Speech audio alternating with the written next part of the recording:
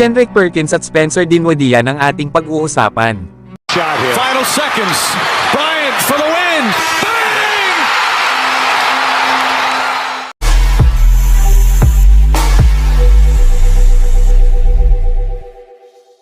Matutuwa talaga ang mga Lakers fans sa balita ni Kendrick Perkins.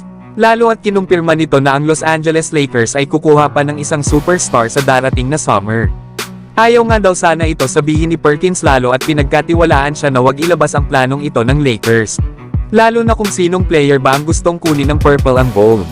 Nabagamat may report na suportado ni LeBron ang paggawa pa rin ng trade ng Lakers sa offseason para kana DeJounte Murray at Zach LaVine.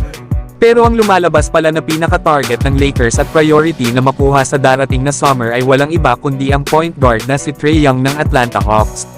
Ito daw ang pinaka-number 1 target ng Lakers.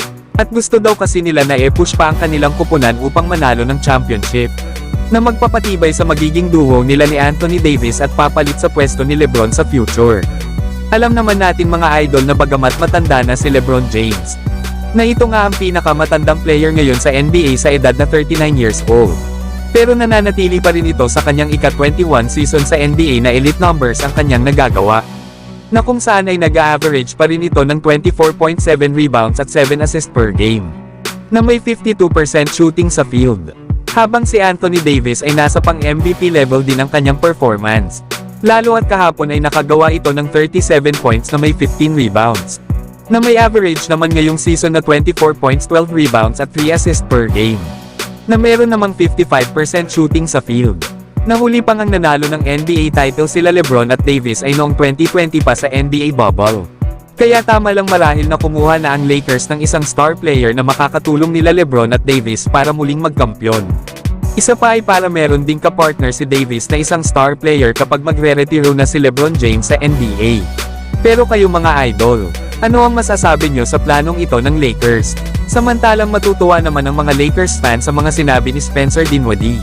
Natanong kasi si Dinwiddie kung ano ba daw ang mga natutunan nito sa Lakers lalo at gustong-gusto siya ng kanyang mga kasamahan. Isa pa ay malaki din daw ang impact niya sa kanilang kupunan na fit nga daw ito dito. Sinabi nga ni Dinwiddie na malakas nga daw ang kanilang kupunan lalo na kapag full strength sila. Na meron nga daw silang dalawang juggernaut na sila LeBron James at Anthony Davis. Habang maganda din daw ang ipinapakitang performance ngayon ni D'Angelo Russell. Samantalang nagkaroon naman daw ng career high itong si Rui Hachimura kahapon na patawa-tawa nga lang daw ito habang nakaupo sa bench. Malakas nga din daw ang kanilang second unit engine nga daw si Taurean Prince. Habang wala pa nga daw ang kanilang mga best defender na sila Cam Reddish at Jared Vanderbilt. Kaya sobrang lakas nga daw ng Lakers kapag nabuo ang kanilang lineup. Natanong nga din si Dinwiddie na bilang isang proven na veteran player, ay paano ba daw nito na i-involve ang kanyang mga kasamahan? Sagot nga ni Spencer Dinwiddie ay hindi nga daw siya dapat mawala sa flow ng kanilang laro. At dapat nga lang daw siyang sumabay sa laro ng kanyang mga ka-teammates. Na nakikinig nga daw siya sa kanilang coaching staff lalo at may ibinibigay naman daw sa kanyang blueprint kung ano ba daw ang kailangan niyang gawin. Katulad na lang daw ng defensive aggression, downhill rim pressure at ang pagiging playmaker. Kailangan niya nga rin daw makinig sa kanyang mga ka-teammates katulad nila Anthony Davis at LeBron James.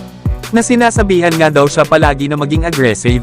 Tinanong nga din si Dinwiddie kung ano ba daw ang masasabi nito kana Austin Reeves at D'Angelo Russell sa relasyon nilang tatlo bilang mga guards ng Lakers.